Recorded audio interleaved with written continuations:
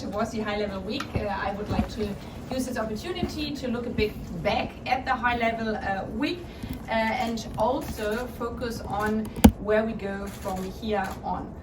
I think we could see during the general debate that there was a high attendance, including 189 member states, out of which were 124 heads of states.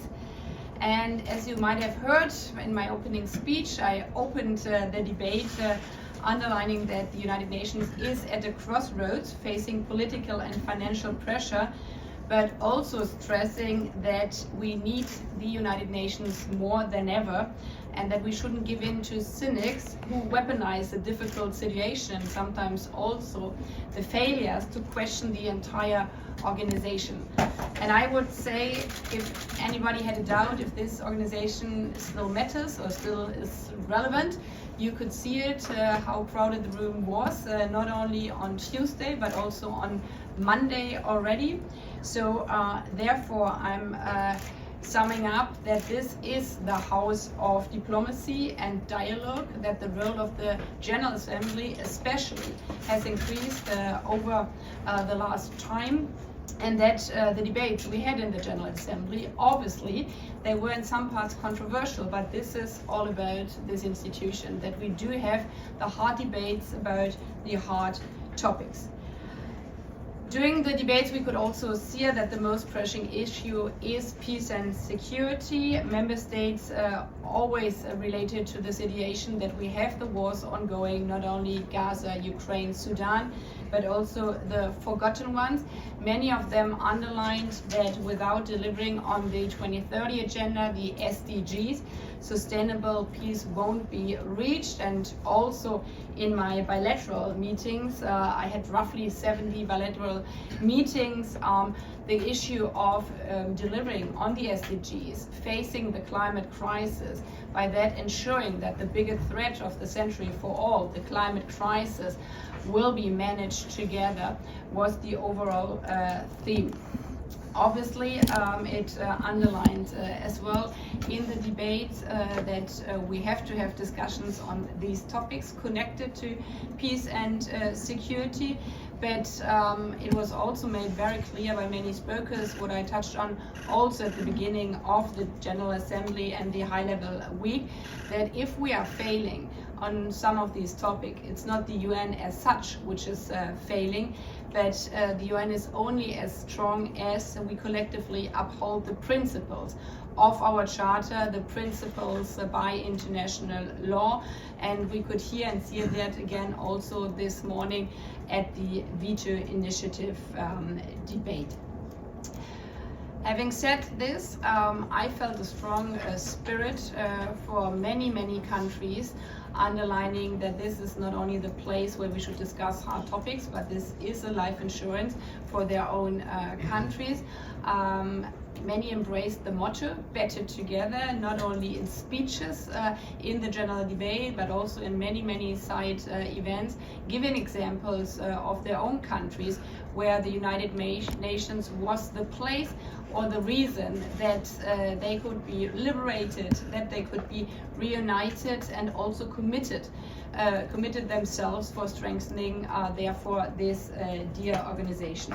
So the questions around the UNGA80 initiatives, the reform of the United Nations, was also one of the biggest topics in the bilateral discussions, as you can imagine.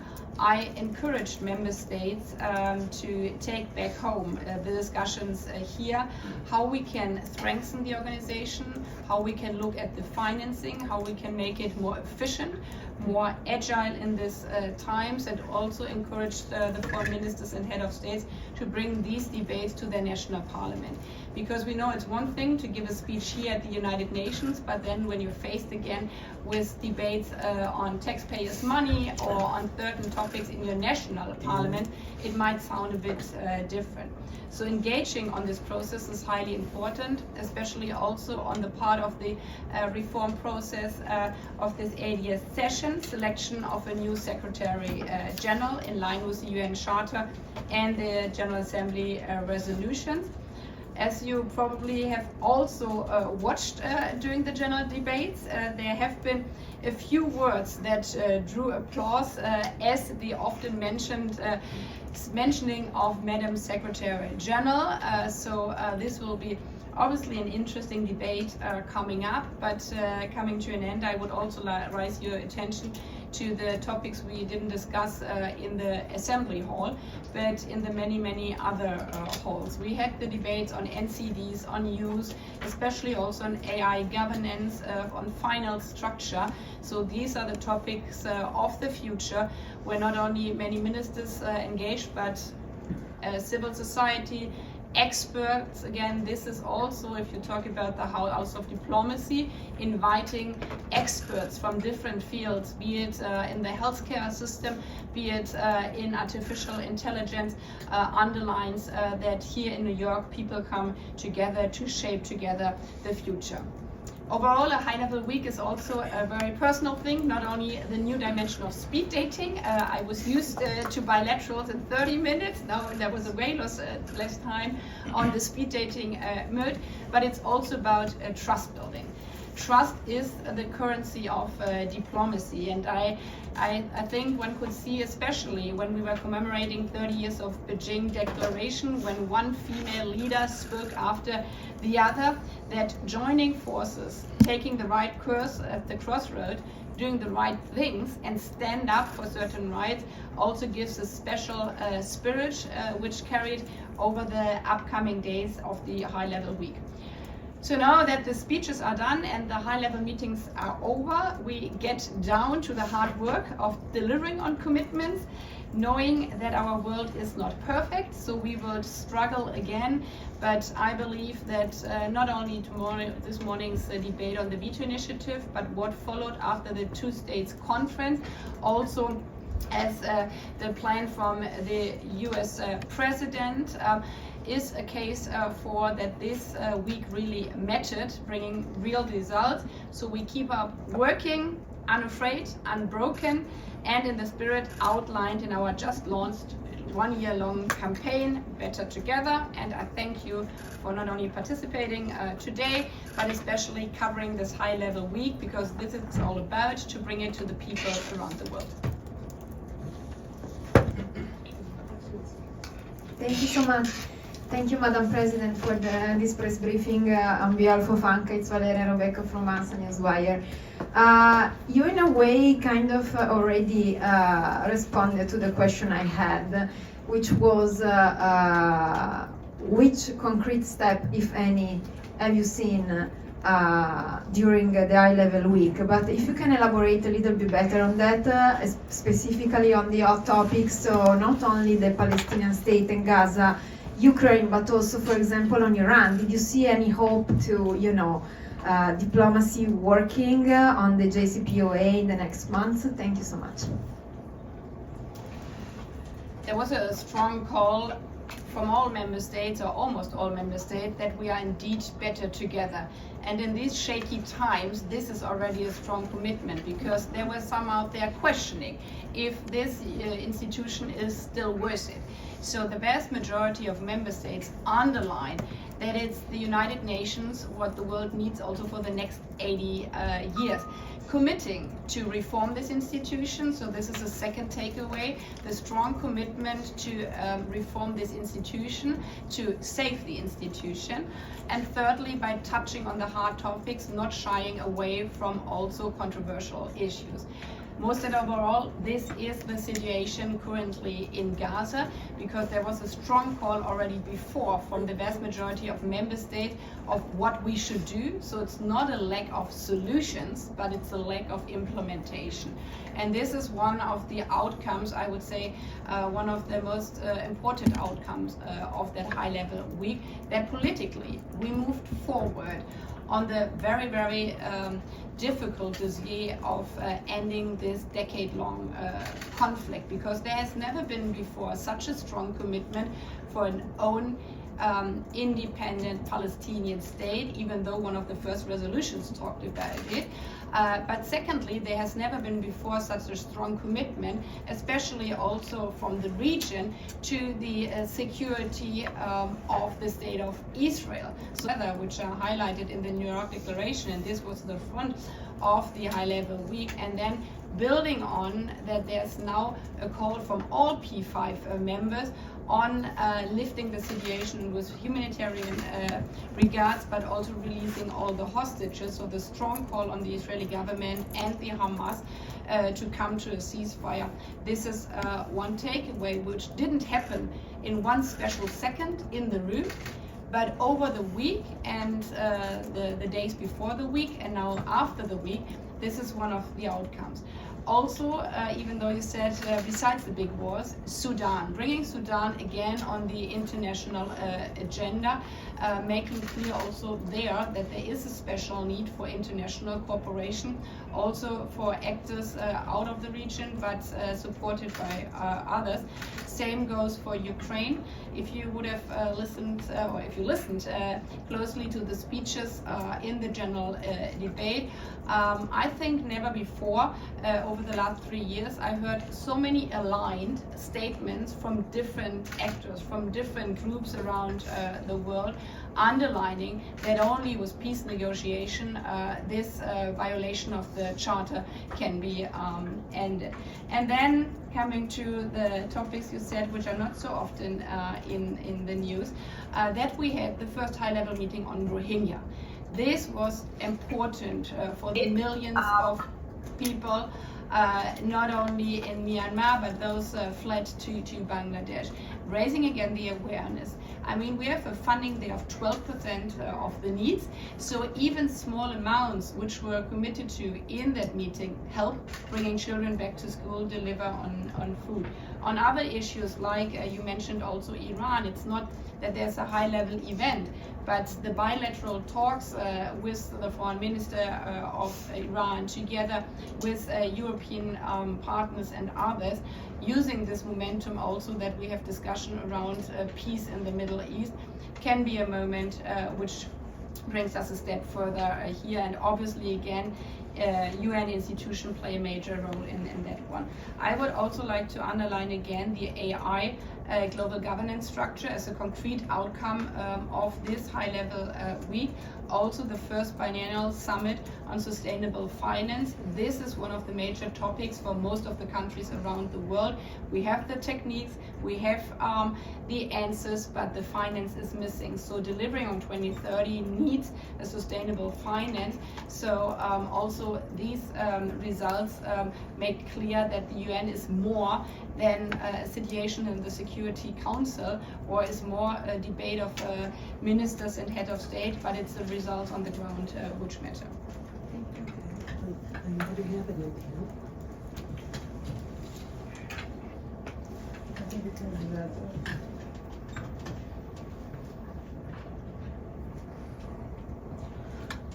Thank you, Madam President, and belated best wishes for your journey at the UN. You mentioned you had 70 bilaterals and other meetings that you had to deliver remarks. But let me ask you, across the world, including many developed countries, populism is on the rise. And the trust in the multilateralism is fading among the people of the world. How do you envision making the UN relevant to everyday citizen?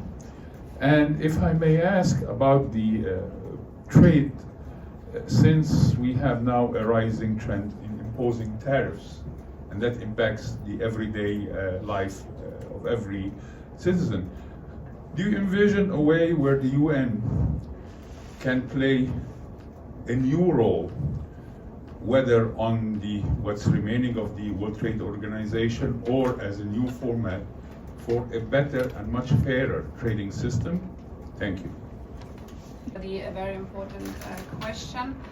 First of all, even though I don't have the numbers now with me, there's an interesting study out there that what many from us might perceive, because social media is so strong and negative headlines click 6 times better than positive headlines, which is a real problem of the world. There are the polls lately that the trust, especially in developed countries, is way higher than the commitments of some of the governments. So the perception by the people is different in many cases than what the position by some of the governments is. Because in a daily life, people know and they see what stuff of the UN is doing. I mean, most of the people in the world do not want to see children starving. So seeing UNICEF and seeing the World Food Programme delivering food to people, this is what normal people around the world support. So the trust in the institution as such is way higher than the political commitment. And also in developing countries, and this is why I gave also my opening speech these examples, looking at the COVID pandemic, looking at the effects of climate change, what is very important for especially young people, but also experience social media bullying, for example.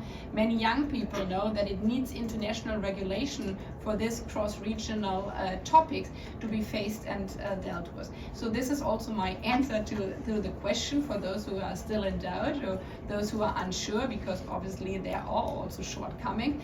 We have to make way more public the successes of the United Nations. This is not about putting glitter about something which is not working, but this is making clear to speak about the shortcomings, make it more efficient, but also say what would happen without the United Nations. The example I give, 120 million people would literally starved if the World Food Programme hadn't delivered the last year. 60 million children wouldn't have gone to school if we wouldn't have had UNICEF working. None of us could enter an airplane, so I think it's like 5 billion flights per year, if we wouldn't have the Civil Aviation Organization also under the head of the UN. So bringing out these positive cases is, in these shaky times, I believe also the responsibility of the UN institutions, also the responsibility of the PGA, and this is why we also launched this campaign, Better Together. You might have seen that on Times Square. You could see that also on billboard inside the United Nations headquarters, outside on the street. And we are bringing out this campaign to make clear this is the United Nations, unafraid, unbroken, standing for these principles. Same goes, and again, we do have to do awareness raising, and you can help by writing these positive stories. It's not writing about something to please somebody, but it's writing about reality. There were interesting figures again in this financial high-level meeting from the president of the WTO, underlining that even though we have now also the situation of some restrictions, but also tariffs, that overall there was not a total breakdown of relating to the international trade regulation, but rather a new commitment of it. So like often in times of crisis, the majority sticks to what is there because they know that the international regulations, also international trade regulations, but also international law is the best for their own countries, because they could never face these situations alone. But again, I think the data of WTO is very impressive, and maybe we can also deliver it afterwards from them. Pam had a question next, then Edie, did you hand up, and then Desmond. So Pam, and then Edie. Thank you, Lenise. It's Pamela Falk from U.S. News and World Report. Madam President, congratulations on a successful UNGA. Another big picture question. You mentioned Gaza. The General Assembly has gone farther to outline what's next than the Security Council. Do you see the General Assembly as being more proactive in setting policy in the future? And then a little question, if you don't mind, in your national capacity.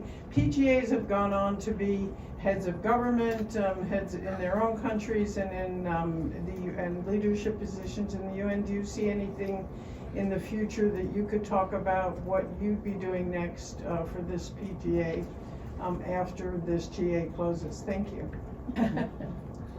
For the first part of the question, we have seen it this morning that there is a more active role of the General Assembly, but not since yesterday, but since we had the veto initiative in 2022. Where we have 22, if I remember correctly, cases of veto, and then the General Assembly taking over.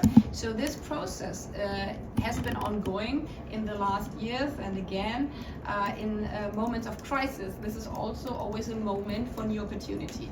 And in my role as a PGA, because there's a strong call of the vast majority of the membership to underline if the Security Council is being blocked, that the General Assembly should lift up their responsibilities. Then it's a role also of the PGA to enable these debates like we had in the morning. This is what I discussed with many heads of state also in the reform process, because I've heard, and my predecessor has heard, that there is a big wish for the broader membership to also have in the reform a bigger role of the General Assembly in the structural discussions we are ongoing. The selection process of the Secretary General is part of it.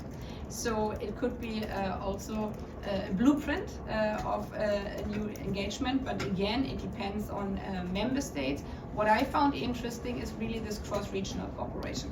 The United Nations is set up, so if you study that at university, you study all the different regional groups, you study all the different settings.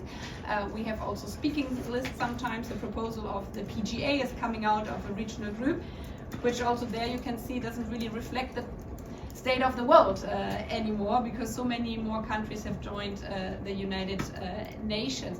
So therefore the issue of more engagement cross-regional, I think is a very positive trend, because I think we have seen also that it unlocks some of the blockages we had. We saw it at climate conferences with a very strong call of bringing forward like the Loss and Damage Fund in the last 3 years. We saw it with the conference on the two-state solution, that it was cross-regional organized. And the good thing is that the base is then always the United Nations. So when cross-regional actors are coming together, they choose New York and the headquarters of the United Nations to have this two-states conference here in New York. With regard to the second part of the question, I'm smiling because I thought this is only a question from the German journalist, but I give you the same answer because this is like 365 days, very short term. I think there's probably no other job in the world where you have such a short term, so you have to be ready from the first second on. So it was great to build on the experience I had before, seeing many old colleagues and old friends, having many of the dossiers I dealt with in my former capacity. But because I have to use every day of the 365 and 20 have already passed, so I'm focusing really on this job, and what comes after, I don't know. Okay. Thank you. Fair answer. Thank you very much, Madam President. Edith Lederer from the Associated Press. I wonder if you can tell us how you plan to follow up on two of the big things that the General Assembly will be facing this year. First, on artificial intelligence, where there is growing calls for some kind of guardrails. Do you actually expect any kind of a document to come out approved by all member nations that would at least initiate this process? We know that the Secretary General is appointing this new scientific panel. And secondly, on the selection of the election of the next Secretary General, have you received any nominations, and are you planning to follow the previous practice of hearings for where all member states can ask questions, and when you believe this whole process might start? Thank you.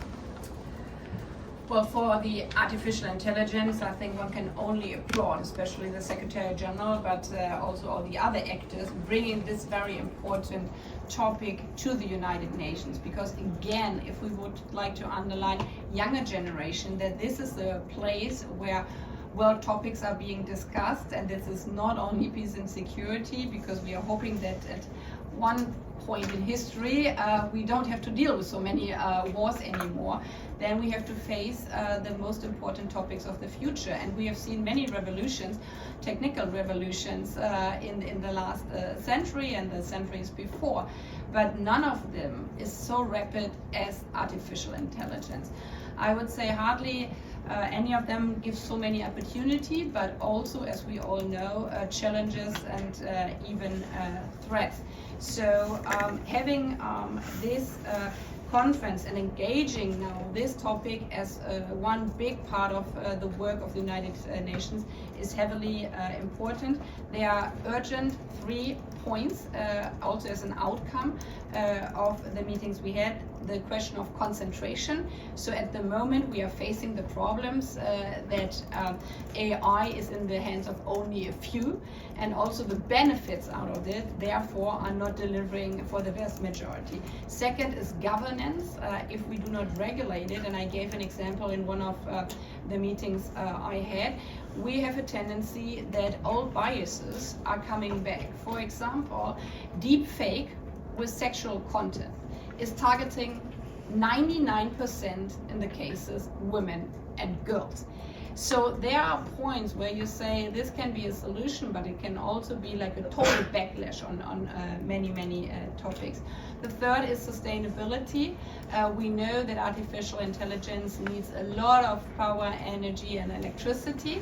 And again, it can be a great opportunity. If we use it in a smart way, we can save a lot of energy. We can think of where do we have the power generators, but on the opposite is also true. It can be also doing a big of damage to sustainable development. So we need equitable capacity building, inclusive oversight and climate conscious innovation to ensure that AI benefits all, particularly the Global South. And you mentioned that the Secretary General has set up the scientific panels. I will appoint 2 co-chairs for each part of these dialogues, one from a developing country and one from a developed country, tasked with identifying the main topics, introducing then a co-chair summary of every annual dialogue. And again, as I said in the beginning, I think we can really see the charm here if we do an outreach to experts, so scientists and companies, and work together with them, showing also that the UN is not only something for governments and heads of state, but also something for the whole part of our societies. With regard to the Secretary General process, the revitalization resolution underlined already the big wish for member states. There were some proposals which didn't get consensus, so we are working on the base of this resolution, as it is a wish of the General Assembly. In the resolution we have also the wish of the member states to have the joint letter, which was also in previous selection processes, by the 4th quarter, so starting now. I met yesterday also with the current president of the Security Council to not only discuss the working program of the Security Council, but also to discuss with the Russian ambassador about the Secretary General process and the issue of the letter. So there will be, as it has been also passed, a joint letter by the President of the General Assembly and the President of the Security Council, meaning the Security Council, outlining the different parts. And you mentioned the hearings. The hearings are mentioned again also in the revitalization resolution. So one could think that this will be also part of the letter, but the letter still has to be written.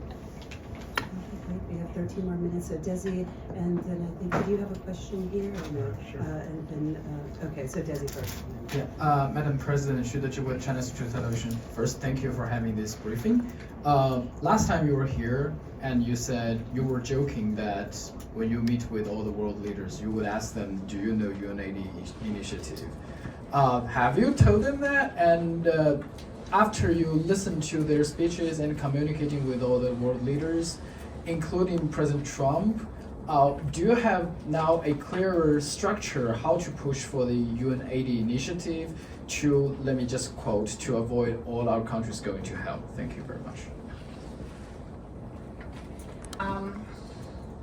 Thanks to one of the first Secretary General of this institution, we have the clear guidance that it's our job here to prevent humanity from going to hell and also not building on heaven. And I think this was also the strong call from many, many leaders who embraced by themselves not only the motto "Better Together," and the motto was "Better Together, 80 years and on." For peace and security, human rights and development. And I heard, I mean, I was not sitting there the whole time, but while I was sitting there, I would say in almost every speech already by the heads of states themselves, embracing this motto and also making clear that for delivering on this motto, they expect a reform. So yes, a UNGA80 initiative was one of the main points in every bilateral, and at many points, the heads of states came already with their proposals, what they see here as a need of reform. And again, as I said, and this is a positive thing, also addressing that they see the need for this cross-regional cooperation. I've heard already from different, not only PRs, but also ministers, many foreign ministers I met, who are getting more than the heads of states most of the time into these processes, saying we from our region, from the Asian region, are thinking of working with some of the European, Latin American ones, because we heard also in our bilaterals or in their speeches that they're really focusing on the reform to deliver on all three parts of the United Nations: peace and security, human rights, and sustainability.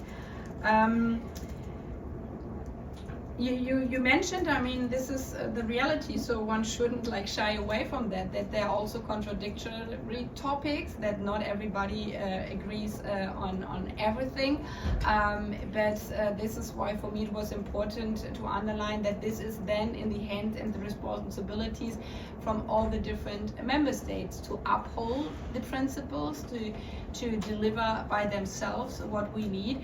I mean, the reform debate is also a debate that we have technique here in our General Assembly hall, which is really outdated. So if we are underlining that this institution has to move to the 21st century, also with the technique of the 21st century, then I heard from a couple of ministers saying, so if everybody would pay their contributions, maybe we would be capable of investing also in the technical issues here in the House. So yes, I think especially the point that it was not everything in a perfect way working, but we could see actually where we also have some challenges, was this unique opportunity that most of the countries said at the end, okay, we know we really have to stand up ourselves, because otherwise we cannot make this United Nations stronger for the future. Okay, and then we had a question. I think we have time for two more questions. You had your hand up. Hello, Gabriel Zando from Al Jazeera English. I just make my question very quick. Thank you for holding the briefing. I just want to follow up on Edie's question about the selection of the next Secretary General. Have you received any formal nominations at this point? And a follow-up to that, in your national capacity, is it time for a woman to lead the United Nations? Thank you. So yeah, thanks for repeating the question. I've heard, because I was chairing at that moment, that one country said in their speech that the former president would be their candidate. I've heard also from another one who said it already publicly in my bilateral, but these were no official announcements, because as I said, the process is that first we have the joint letter, and in the joint letter that we then call for official applications, if you can say that in that regard. Again, the question about the next Secretary General lies fully in the hands of the membership. We know in the hands of the Security Council and the General Assembly, and it's up to decide also by the General Assembly how much they would use their role this time in this process. We have heard, this is why I mentioned it, around the discussions of the revitalization resolution, that there's a quite large group saying that they have quite concrete proposals for this process, also facing the situation, as it has been said also in the Pact for the Future, that in 80 years there hasn't been a woman. And an organization which is standing up for certain principles, one might wonder, and this is why I said it also in my own speech, out in 80 years how it was not possible to find a single woman if you have potentially 4 billion candidates. And I've heard that many times. There were many speeches also by presidents who said this is our call for this time. But we have to see if this is also the majority of countries following up on the issue of saying the question who will lead this organization is also a question of the credibility of the principles of this institution. And our last question is this lady here. Good to say that. Thank you for holding this briefing. Chris Reyes with Canadian Broadcasting. You spoke about the importance of results for an institution that is fighting against a crisis of relevance. What is the one thing that you hope to accomplish in this session that would make this, as you mentioned, short tenure a success for your leadership? And then just really short second question. I'm sure you noticed many of the biggest stories that came out of High Level Week had to do with broken elevators and a broken teleprompter. Not so much about policy and diplomacy, and I think that's because the press has such limited controlled access to really report on this hard diplomacy that's happening behind closed doors. Any plans to change that?